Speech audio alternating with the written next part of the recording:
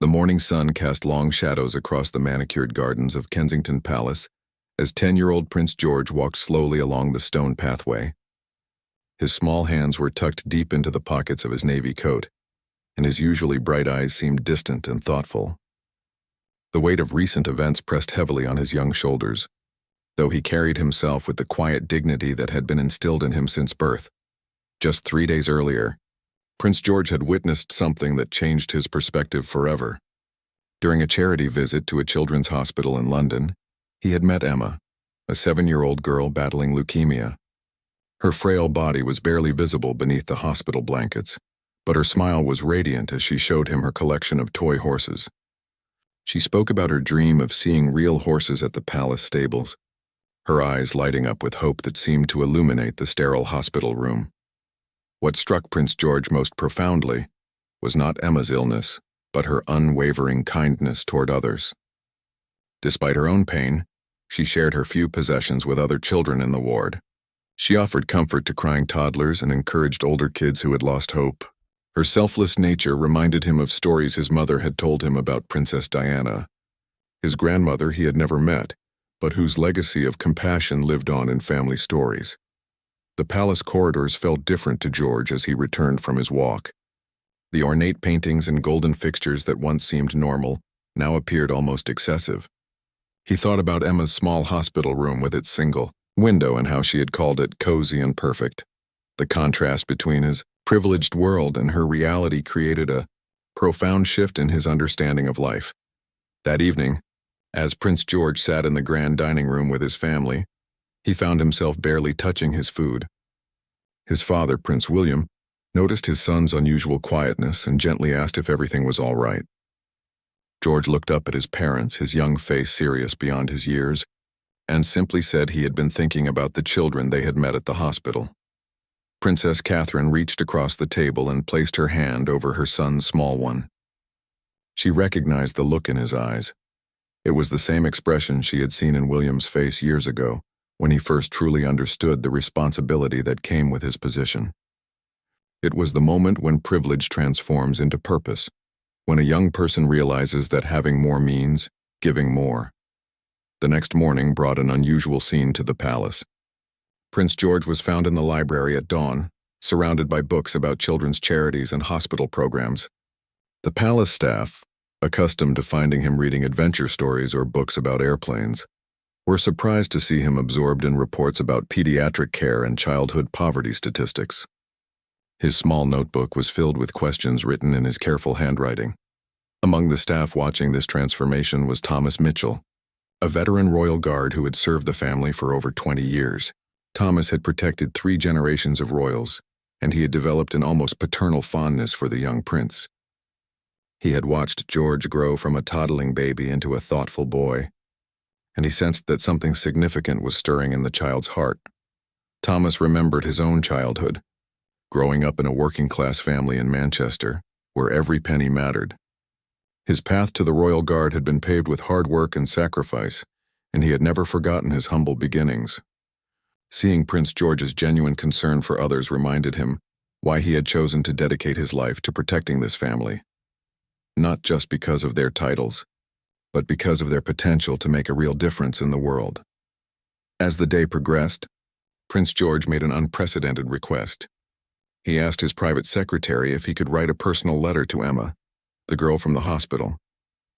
But this was not to be a formal royal correspondence.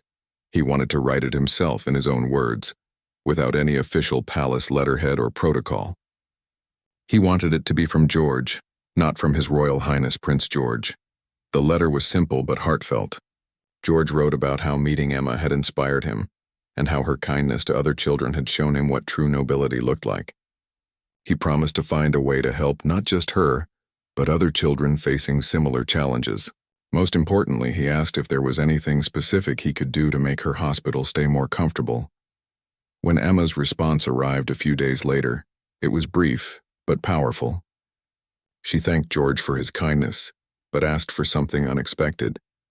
Instead of requesting help for herself, she asked if George could somehow arrange for the hospital to get more books for the children's ward. She explained that many kids were bored and scared, and books helped them escape to magical places where they could forget their pain for a while. This request hit Prince George like a lightning bolt. Here was a child facing her own mortality, asking not for personal favors but for something that would benefit others. Her selflessness was a lesson in leadership more powerful than any formal education he had received. It crystallized his understanding that true power lies not in what you can take, but in what you can give. That night, as Prince George lay in his comfortable bed surrounded by his own extensive collection of books, he made a decision that would set in motion a series of events no one could have predicted. He decided that Emma's request would be just the beginning. He would find a way to use his position to help not just her hospital, but children everywhere who needed hope, comfort, and care.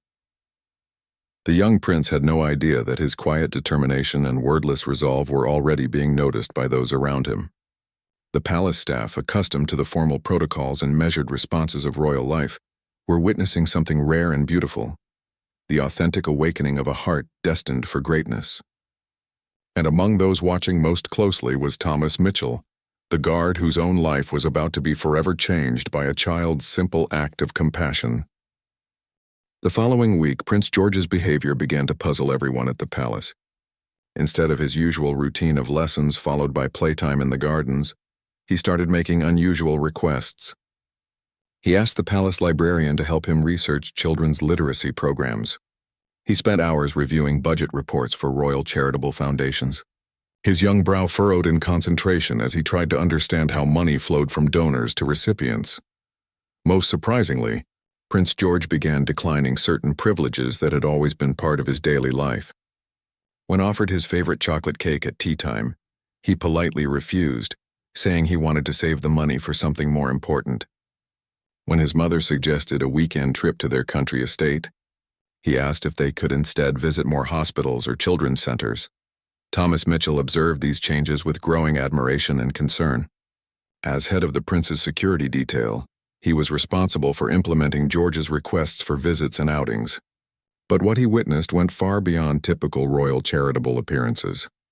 The young prince was developing a genuine relationship with the children he met, remembering their names, asking follow-up questions about their treatments, and maintaining correspondence with many of them. During one particularly moving visit to a children's hospice in Birmingham, Thomas watched Prince George sit quietly beside a 6-year-old boy named Marcus, who had been abandoned by his family due to his severe disabilities. The prince didn't speak much during this visit. Instead, he simply held Marcus's hand and listened as the little boy shared his dreams of becoming a superhero. When it was time to leave, George whispered something in Marcus's ear that made the boy smile for the first time in weeks. Later, Thomas learned that Prince George had promised Marcus that he would always have a friend in him, and that being abandoned didn't mean being unloved.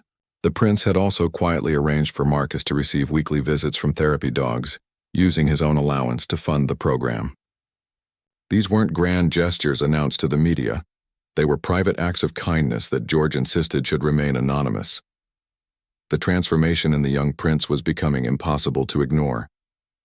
Palace staff members who had worked with the royal family for decades began talking among themselves about the unprecedented maturity they were witnessing. George's tutors reported that his academic focus had shifted dramatically toward subjects like social policy, economics, and public health.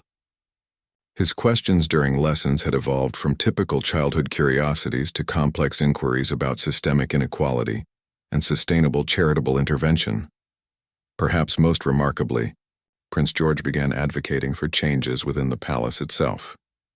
He noticed that leftover food from royal banquets was often discarded and proposed a program to donate these meals to local shelters. He questioned why the palace needed so many fresh flowers each week, when that money could fund medical equipment for children's hospitals. His suggestions were always presented with respect and thoughtfulness, but they carried a moral weight that was impossible to dismiss. Thomas found himself in an unusual position. His job was to protect the prince, but increasingly he felt that George was teaching him about protection of a different kind, the protection of human dignity and the safeguarding of hope for those who had little. The veteran guard began to see his role not just as a physical shield, but as a witness to something extraordinary unfolding. One rainy Thursday afternoon, Thomas was escorting Prince George to a reading session at a local primary school. when something unexpected happened. As their car stopped at a traffic light, George noticed a homeless man sitting in a doorway, soaked and shivering. Without hesitation, the prince asked Thomas to stop the car. Before anyone could object, George had removed his own warm jacket and approached the man. Thomas watched in amazement as the 10-year-old prince knelt beside the homeless individual, offering not just his jacket but genuine conversation. George didn't lecture or preach. He simply listened as the man shared his story of job loss and family struggles. When it was time to leave, George shook the man's hand with the same respect he would show to a world leader. This incident marked a turning point for Thomas. He realized that he was no longer just guarding a royal child. He was protecting someone who was becoming a beacon of hope for others. The weight of this responsibility felt both heavier and more meaningful than anything he had experienced in his 20-year career. That evening, Thomas did something he had never done before. He requested a private meeting with Prince William and Princess Catherine. In the formal sitting room where he had briefed them countless times about security protocols, Thomas found himself struggling to find the right words to express what he was witnessing in their son. He told them about the homeless man, about Marcus at the hospice, about the countless small acts of kindness that George performed when he thought no one was watching.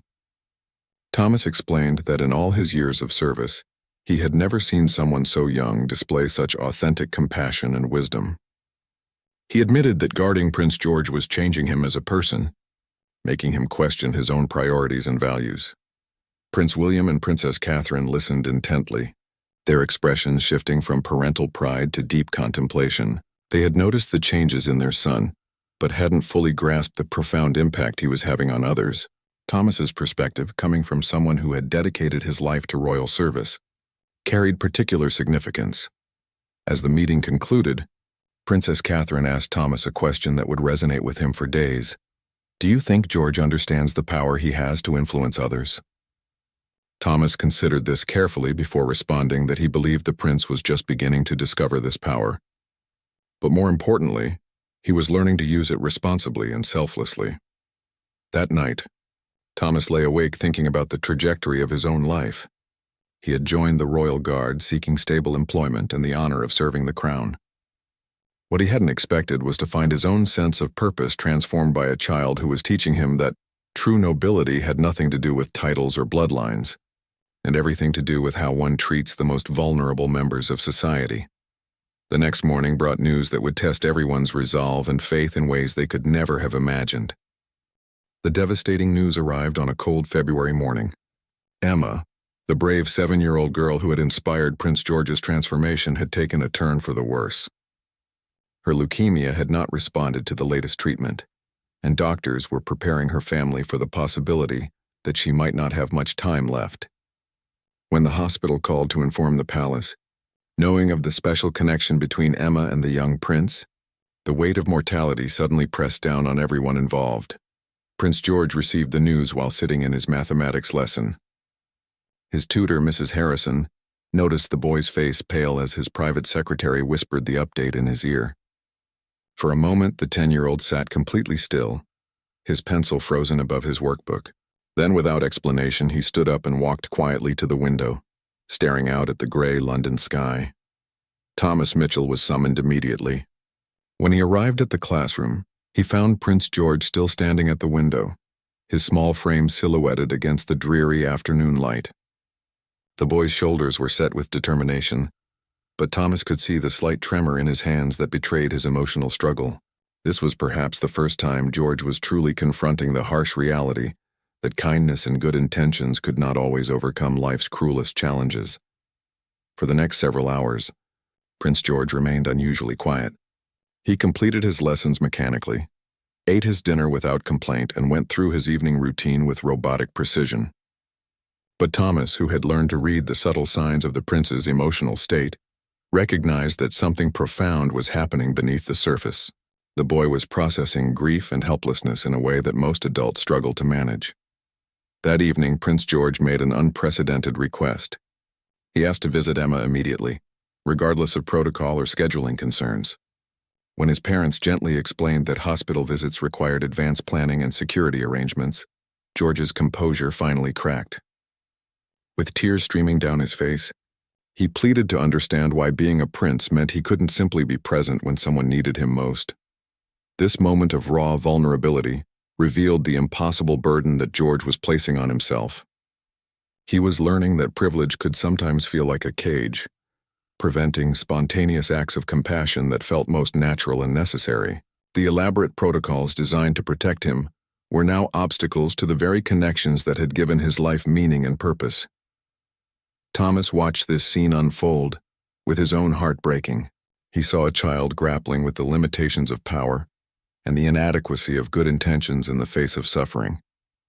But he also witnessed something remarkable in how Prince William and Princess Catherine responded to their son's anguish. Instead of offering empty comfort, they validated his feelings and promised to find a way to honor his desire to be present for Emma. Within 2 hours, an extraordinary mobilization began. Palace staff worked through the night to arrange an emergency visit that would satisfy security requirements while allowing Prince George the spontaneous compassion he desperately needed to express. Thomas coordinated with hospital security, transportation teams, and medical staff to create a plan that prioritized humanity over protocol.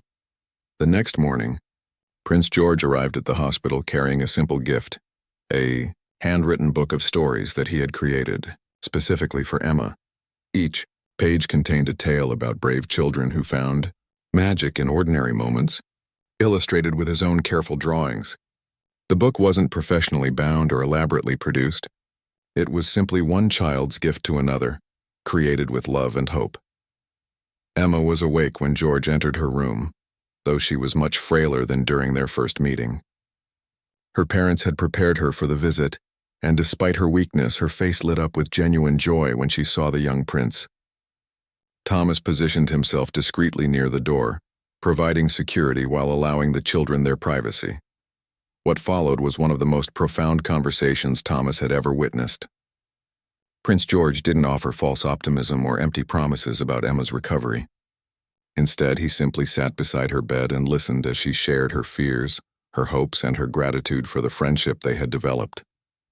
She told him about the books that had arrived at the hospital ward, the project that his earlier efforts had funded, and how much joy they had brought to other sick children. Emma's wisdom, despite her youth and illness, was remarkable. She told George that she wasn't afraid of dying, because she knew she had made a difference in other children's lives. She explained that the true measure of a life wasn't its length, but its impact on others. Her words carried a weight and clarity that transformed George's understanding of mortality and meaning. When it was time for George to leave, Emma made one final request. She asked him to promise that he would continue helping other children, not because she was gone, but because the work was important, regardless of any individual outcome. She wanted him to understand that compassion shouldn't depend on success or recognition. It should exist simply because suffering exists and kindness has the power to alleviate it. Prince George made that promise with a solemnity that impressed every adult in the room. Thomas watched as the boy took Emma's small hand in his and spoke words of commitment that sounded more like sacred vows than casual assurances. The young prince promised to carry her memory forward not through grief, but through continued action on behalf of others who needed hope and help. As they left the hospital that day, Thomas noticed a fundamental change in Prince George's bearing. The boy had entered the building struggling with the limitations of his power and privilege. He emerged with a deeper understanding of his responsibility and a clearer vision of how to use his position meaningfully. Emma's courage and wisdom had completed a transformation that began with their first meeting weeks earlier. The drive back to the palace was silent, but it wasn't the silence of sadness or defeat. It was the contemplative quiet of someone processing profound lessons and preparing for the challenging work ahead. Thomas realized that he had just witnessed the moment when Prince George truly understood that being royal meant serving others, not being served by them. That evening, as Thomas completed his security reports, he found himself writing more than the usual brief summaries. He documented what he had witnessed, not for official records, but for his own understanding of what it meant to guard someone whose greatest power lay in their ability to touch other people's hearts. Emma passed away peacefully 3 days later, surrounded by her family and clutching the handmade book that Prince George had given her. The news reached the palace during the early morning hours, delivered by a gentle phone call from the hospital chaplain who had been present during Emma's final moments. He reported that she had spent her last conscious hours reading George's stories to other children in the ward, sharing the gift even as her own strength faded. Prince George received the news with a composure that surprised everyone around him. Thomas watched as the young prince absorbed the information, nodded solemnly, and then quietly asked if he could have some time alone to think. There were no tears, no dramatic outbursts, no demands for explanations about the unfairness of life. Instead, there was a profound stillness that spoke of a child who had already begun processing grief in his own way. For the next week, Prince George threw himself into action with an intensity that both impressed and concerned his family. He began working on what he called Emma's Project, a comprehensive plan to establish reading programs in children's hospitals across the United Kingdom. But this wasn't the impulsive charity work of a grieving child. Instead, George approached the project with methodical planning and remarkable attention to detail. Thomas observed as the prince spent hours researching hospital systems, literacy, rates among sick children, and the therapeutic benefits of reading during medical treatment. George interviewed librarians, child psychologists, and hospital social workers, asking probing questions about how to create sustainable programs that would outlast initial enthusiasm and funding. His approach was that of someone who understood that good intentions without proper planning often led to failed initiatives.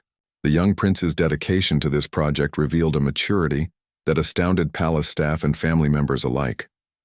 During meetings with charity coordinators and hospital administrators, George demonstrated a grasp of complex logistical challenges that many adults would find overwhelming. He asked about staff training, book selection criteria, maintenance of reading materials, and long-term funding strategies. His questions showed that he was thinking far beyond a simple book donation. Thomas found himself playing an increasingly important role in these endeavors. What had begun as traditional security escort duties evolved into something closer to project management and logistics coordination.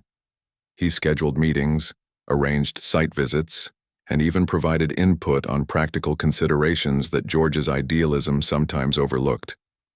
The relationship between the guard and the prince deepened into a partnership based on shared commitment to meaningful change. One particularly significant moment occurred during a visit to a children's hospital in Manchester, coincidentally near Thomas's childhood neighborhood. As they toured the pediatric ward, Prince George noticed that one young patient seemed withdrawn and unresponsive to the staff's attempts at engagement. The boy, named David, had been in the hospital for months due to complications from a rare, genetic condition, and his isolation had become a source of concern for his medical team. Without seeking permission or guidance, Prince George approached David's bed and simply sat down beside it. He didn't try to force conversation or offer cheerful platitudes about recovery. Instead, he pulled out a book and began reading aloud, not to David specifically, but simply as if he were reading to himself. His voice was calm and steady, creating a peaceful atmosphere in the busy ward. Thomas watched as other children gradually drew closer, attracted by the story and the gentle rhythm of George's reading. Within 20 minutes, an informal circle had formed around David's bed, with patients, siblings, and even some medical staff listening intently. Most remarkably, David himself had turned slightly toward the voice, his eyes focusing on George's face with the first sign of engagement anyone had seen in weeks. This spontaneous reading session lasted nearly 2 hours, with Prince George moving seamlessly from one story to another, adapting his selections based on the children's reactions and requests. He involved the young patients in the storytelling, asking them to predict plot developments or describe how they would handle the challenges faced by story characters. The ward transformed from a place of medical treatment into a community of imagination and hope. When the visit concluded, David spoke his first words in over a month. He asked Prince George if he would come back to finish the story they had started. George promised he would, and Thomas could see that this wasn't just a polite response. The prince was already mentally planning return visits and developing a relationship with this particular child. As they left the hospital, Thomas realized that something fundamental had shifted in his understanding of his role. He was no longer simply protecting Prince George's physical safety. He was helping to facilitate encounters that were transforming lives, including his own.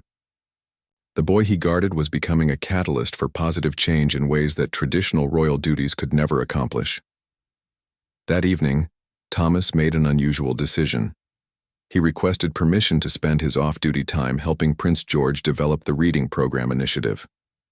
He explained to his supervisors that the project had grown beyond what could be managed within normal royal scheduling, and that his background in logistics and security made him uniquely qualified to assist with the practical challenges involved. The request was initially met with confusion and some concern about professional boundaries. Thomas had never before sought additional responsibilities outside his defined security role, and his supervisors weren't sure how to categorize this type of voluntary service. However, Prince William and Princess Catherine were quick to recognize the value of Thomas's offer and the genuine nature of his motivation.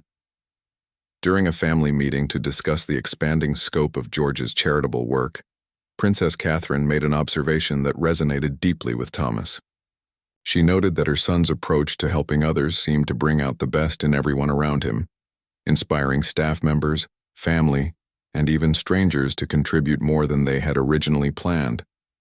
She wondered aloud whether this might be George's greatest gift, not just his own compassion, but his ability to awaken compassion in others. Thomas realized that this was exactly what had happened to him. His initial job of protecting Prince George had evolved into a mission of helping the boy protect and nurture others. The veteran guard, who had spent decades following orders and maintaining professional distance, found himself personally invested in the success of initiatives that had nothing to do with his official duties. As he prepared for sleep that night, Thomas reflected on how dramatically his life had changed since Emma first appeared in their world.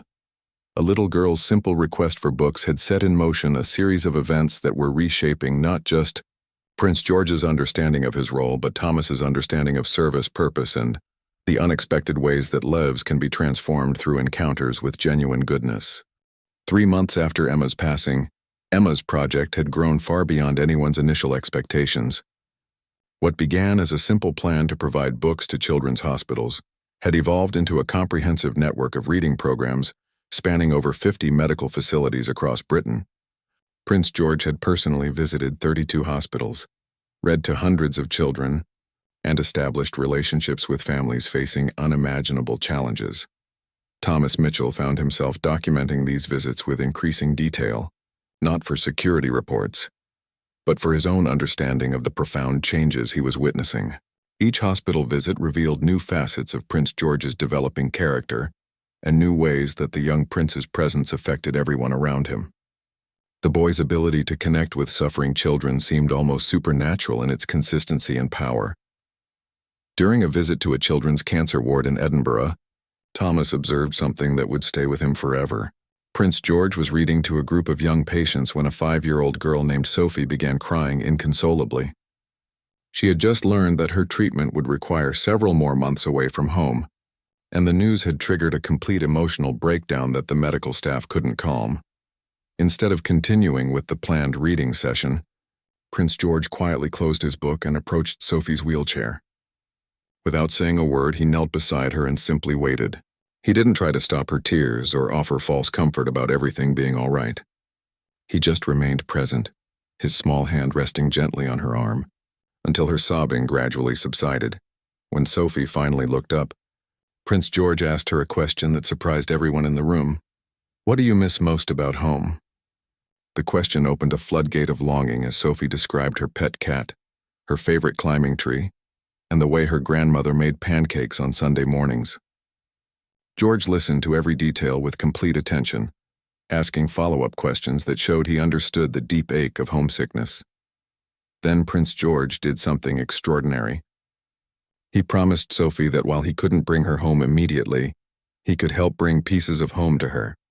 Within a week, he had arranged for Sophie's cat to visit the hospital, worked with the kitchen staff to learn her grandmother's pancake recipe, and even had a small indoor climbing structure installed in the children's recreation area.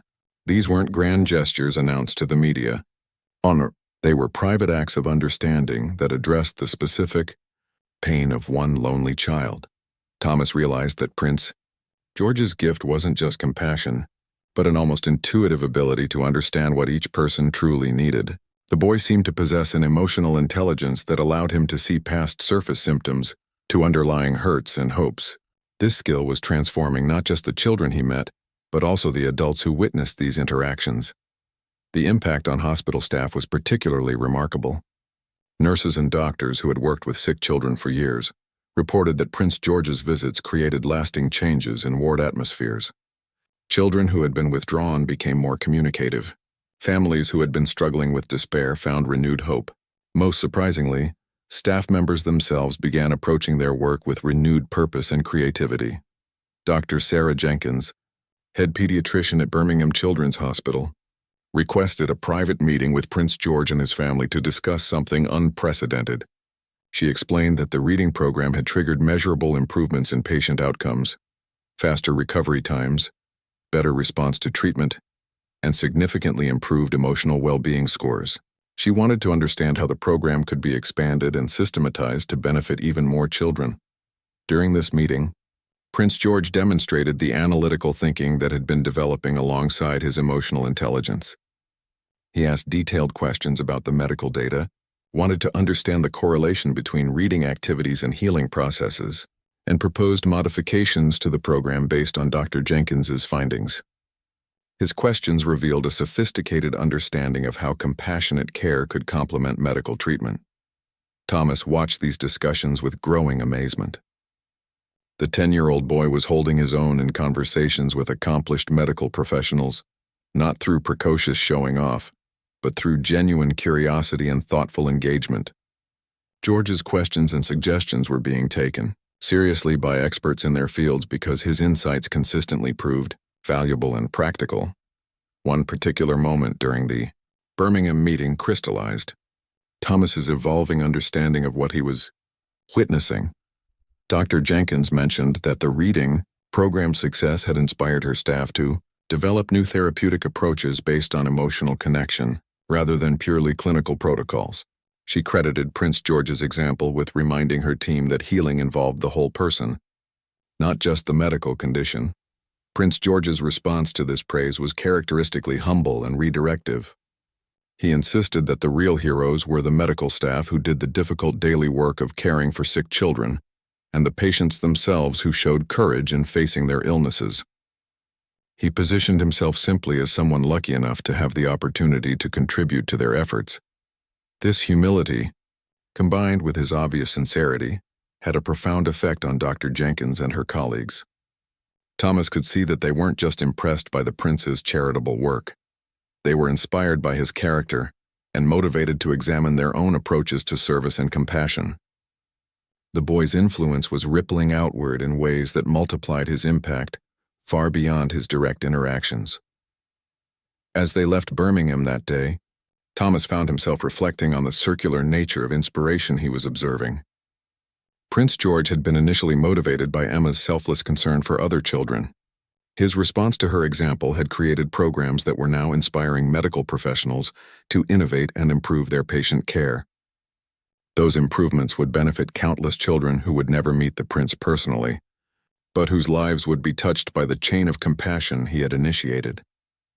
That evening, Thomas made a decision that would have seemed impossible just months earlier. He submitted a formal request to restructure his role within the royal household, proposing to become a specialized coordinator for Prince George's charitable initiatives while maintaining his security responsibilities. He argued that the boy's activities had grown beyond what traditional royal protocols could accommodate, and that their success required dedicated professional support. The request represented a fundamental shift in how Thomas viewed his career and purpose. He was essentially asking to transform his job from protecting one person to helping that person protect and serve many others. It was a leap of faith based on his growing conviction that Prince George's work represented something historically significant that deserved institutional support. As Thomas waited for a response to his proposal, he continued to document the daily miracles he witnessed. Each hospital visit revealed new dimensions of Prince George's impact and new evidence that something extraordinary was unfolding under his protection. The guard who had once measured success by preventing problems was now learning to measure it by facilitating solutions to problems he had never imagined addressing. The approval of Thomas Mitchell's role restructuring came with surprising swiftness and enthusiastic support from the highest levels of the royal household. Prince William and Princess Catherine had been quietly observing the unprecedented success of their son's charitable work and the unique partnership that had developed between George and his security detail. They recognized that traditional royal protocols were inadequate for supporting the kind of grassroots, relationship-based work that George was pioneering. Thomas's new position as Special Projects Coordinator was unlike anything that had existed in royal service before. He retained his security responsibilities but gained official authority to facilitate Prince George's charitable initiatives, coordinate with medical institutions, and develop sustainable programs that could continue growing without constant royal oversight. The role represented institutional recognition that George's work had transcended typical royal charity appearances to become something genuinely transformative. The first major test of this new arrangement came when Prince George proposed his most ambitious project yet. Inspired by his months of hospital visits, he wanted to create a national network of healing libraries, specially designed reading spaces within children's medical facilities that would serve as calm refuges for patients, families, and even medical staff.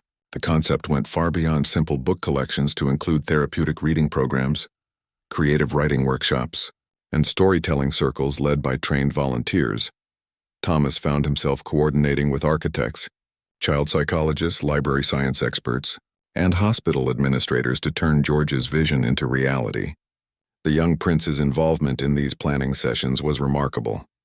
He insisted on visiting potential library sites personally, interviewing children about their preferences for reading spaces, and testing furniture arrangements to ensure comfort for patients with various mobility limitations. During one memorable planning meeting at Great Ormond Street Hospital, Prince George demonstrated the practical wisdom that had become his trademark. The design team had created an elaborate proposal featuring expensive custom furniture and sophisticated technology systems. George listened politely to their presentation, then quietly asked to speak with some of the young patients before making any decisions. Thomas accompanied the prince as he showed the design plans to children in various wards, asking for their honest opinions about what would make them feel most comfortable and welcome. The feedback was eye-opening. Children consistently preferred simple, flexible spaces over elaborate designs. They wanted comfortable seating that families could share, good natural light for reading, and storage areas where they could keep personal books and writing projects. Most importantly, the patients emphasized that the library should feel separate from the clinical areas of the hospital, a place where they could temporarily forget about their medical conditions and focus on stories and imagination. Their insights led to significant modifications in the design approach, prioritizing emotional comfort over technological sophistication and ensuring that each healing library would feel like a cozy home library rather than an institutional facility. The first healing library opened 6 months later, at the same hospital where Prince George had met Emma. The opening ceremony was deliberately low-key, with no media coverage or formal speeches. Instead, George simply sat in the new space and began reading aloud to a small group of children, inaugurating the library in the most natural way possible. Thomas watched from nearby, marveling at how the boy had learned to make even ceremonial moments feel authentic and personally meaningful. The response to the healing library exceeded everyone's expectations. Within the first month, the space was being used not just by patients but by siblings, parents, and hospital staff who needed brief respites from the stress of medical environments. Reading volunteers reported that children who participated in the library programs showed improved cooperation with medical treatments and better emotional resilience during difficult procedures. Dr. Helen Morrison, a child psychiatrist at the hospital, documented something particularly significant. She observed that children who spent time in the healing library developed better coping strategies for managing fear and uncertainty. The act of engaging with stories seemed to help them process their own experiences and develop narrative frameworks for understanding their challenges. The library was functioning as an unintentional form of therapy. Prince George's response to these positive outcomes was characteristically focused on expansion rather than celebration. He immediately began planning for additional healing libraries, but with an important modification. He wanted to ensure that each new library would be designed collaboratively with the children who would use it, making every location unique and personally meaningful to its specific community. This approach required Thomas to develop new coordination systems that could manage input from dozens of young patients across multiple hospitals while maintaining the personal touch that made George's work so effective. The logistical challenges were immense, but Thomas found himself energized by the complexity rather than overwhelmed by it. He was discovering that meaningful work, no matter how demanding, felt profoundly different from routine obligations. One particularly moving moment occurred during the planning phase for the third healing library. Prince George was meeting with children at a hospital in Wales when he encountered an 8-year-old boy named Ryan, who had been blinded in an accident several months earlier. Ryan expressed disappointment that a library wouldn't be helpful for him since he could no longer read traditional books. George's immediate response revealed the depth of empathy and problem-solving ability he had developed. He spent the rest of the visit learning about Ryan's experience with blindness, asking detailed questions about audiobooks, braille materials, and tactile learning tools. By the end of the conversation, George had committed to ensuring that every healing library would be fully accessible to children with visual impairments, including dedicated spaces for audio storytelling and collections of books in multiple formats. Thomas watched this interaction with profound respect for the young prince's instinctive inclusiveness. George hadn't made empty promises about accommodation. He had immediately begun developing practical solutions and seeking expert guidance about accessibility design. The boy's commitment to including every child, regardless of their physical limitations, demonstrated a moral sophistication that inspired everyone involved in the project. The impact of Prince George's work was beginning to reach beyond individual hospitals and children.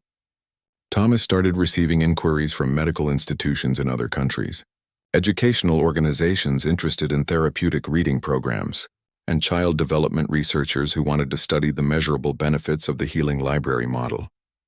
The young prince's intuitive approach to compassionate care was generating academic interest and international attention. As Thomas managed these expanding connections and opportunities, he reflected on the extraordinary journey that had brought him to this point. He had begun his career seeking the honor and stability of royal service. What he had found instead was a purpose that transformed his understanding of service itself, and a daily reminder that the most profound changes often begin with the simplest acts of kindness. The boy he protected was teaching the world that true leadership meant creating spaces where others could flourish, and that the highest use of privilege was to amplify the voices and address the needs of those who had been overlooked or forgotten. 1 year after Emma's passing, Prince George stood in the 7th Healing Library to open under his initiative, but this moment was different from all the others. The library was located in the same hospital where he had first met Emma, and today marked not just another opening, but a profound moment of recognition that would change Thomas Mitchell's life forever. The ceremony began like all the others, with Prince George simply taking a seat and beginning to read to a small gathering of children. But as his clear young voice filled the bright, welcoming space, something extraordinary happened. One by one, without any formal announcement or orchestration, people began to gather. Hospital staff quietly appeared in the doorway. Parents stepped in from the corridors. Even doctors and administrators found excuses to pass by and linger. Thomas watched from his usual position near the entrance, but today he noticed something that had been building gradually over the months of their work together. The people gathering weren't just drawn by curiosity about a royal visit. They were responding to something deeper, a sense that Prince George's presence represented hope made tangible, compassion given practical form, and leadership demonstrated through service rather than authority. As the reading session continued, Thomas observed the faces around him. There was Dr. Patricia Wells, the pediatric oncologist who had initially been skeptical of celebrity charity visits, but had become one of George's strongest supporters after witnessing the consistent positive impact of his programs. She stood quietly at the back of the room, tears streaming down her face as she watched her young patients engaged and smiling in ways that medical treatment alone had never achieved. Near the window sat Mrs. Angela Foster, whose daughter had spent 6 months in this hospital battling a rare genetic condition. Mrs. Foster had told Thomas weeks earlier that Prince George's visits had been the only times during that terrifying period when her daughter had seemed like a normal, happy child again. Today, though her daughter had recovered and gone home, Mrs. Foster had returned specifically to thank George and to volunteer for the library program. Most remarkably, scattered throughout the room were children who had been patients during George's earlier visits and had now returned as volunteers and advocates for other sick children. Emma's inspiration had created a chain reaction of compassion that was perpetuating itself, with young people who had received comfort and hope now dedicating themselves to providing the same for others. As the formal reading concluded and George began his usual, individual conversations with the children present, Thomas found himself approached by Dr. James Whitfield, the hospital's chief administrator. Dr. Whitfield requested a private word, and they stepped into the corridor outside the new library. What followed was a conversation that Thomas would remember for the rest of his life. Dr. Whitfield explained that Prince George's work had fundamentally changed not just patient outcomes at their hospital, but the entire institutional culture. Staff retention had improved dramatically as medical professionals rediscovered their sense of purpose. Patient satisfaction scores had reached unprecedented levels. Most significantly, the hospital had become a training site for other medical institutions, seeking to understand how compassionate care could be, systematically integrated into clinical practice. Dr. Whitfield then made an unprecedented request.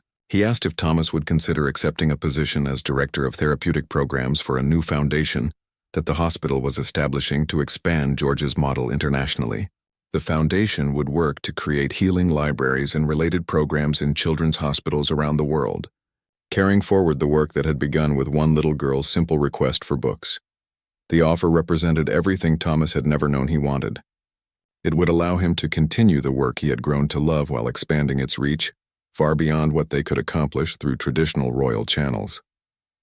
It would also mean leaving his security position and stepping into an entirely different kind of service, one focused on protecting and nurturing hope rather than protecting an individual. Thomas asked for time to consider the offer, but privately he already knew his answer. Over the past year, his role had evolved from guarding Prince George to facilitating the boy's mission of service. The foundation position would allow him to continue that mission on a scale that could potentially impact thousands of children worldwide. When Thomas returned to the library, he found Prince George in conversation with a group of teenage volunteers who had once been patients themselves. The young prince was listening intently as they shared ideas for expanding the program and making it even more responsive to children's evolving needs. Thomas realized that George had successfully created something that could continue growing and improving even without his direct involvement, the ultimate measure of sustainable leadership. That evening, as they traveled back to the palace, Thomas made a decision that surprised even himself. He told Prince George about Dr. Whitfield's offer and his intention to accept it. He expected the boy to be disappointed about losing a trusted companion and collaborator, but George's response revealed the remarkable maturity he had developed over their months of working together. Prince George immediately understood the significance of the opportunity and enthusiastically supported Thomas's decision. The young prince explained that he had always known their partnership would eventually need to evolve as the work grew beyond what any one person could manage. He was proud that Thomas would be carrying their shared mission forward and expanding it in ways that would help even more children.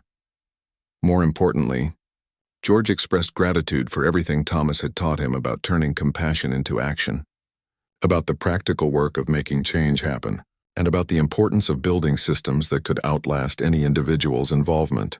The boy recognized that their collaboration had been educational for both of them, with each learning from the other's strengths and perspectives. As they reached the palace gates, Thomas realized that his journey had come full circle in an unexpected way. He had begun by protecting a young prince and was ending by protecting the prince's vision for a more compassionate world.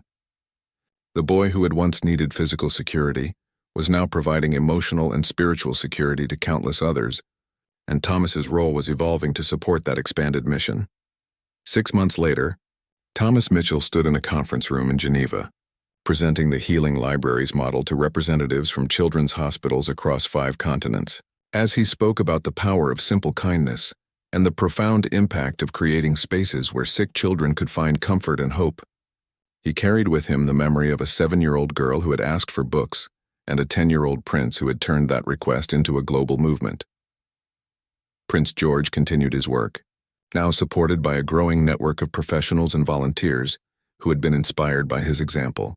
The wordless kindness that had moved a palace guard to step down from his traditional role in deep respect had created ripples that continued spreading, touching lives and transforming institutions in ways that no one could have predicted when a small girl first spoke about her dream of bringing books to other sick children. The true measure of Prince George's impact wasn't in the number of libraries built or children served, but in the countless individuals like Thomas who had discovered that witnessing authentic compassion could transform their own understanding of purpose, service, and the extraordinary changes that become possible when privilege is used to amplify love rather than power.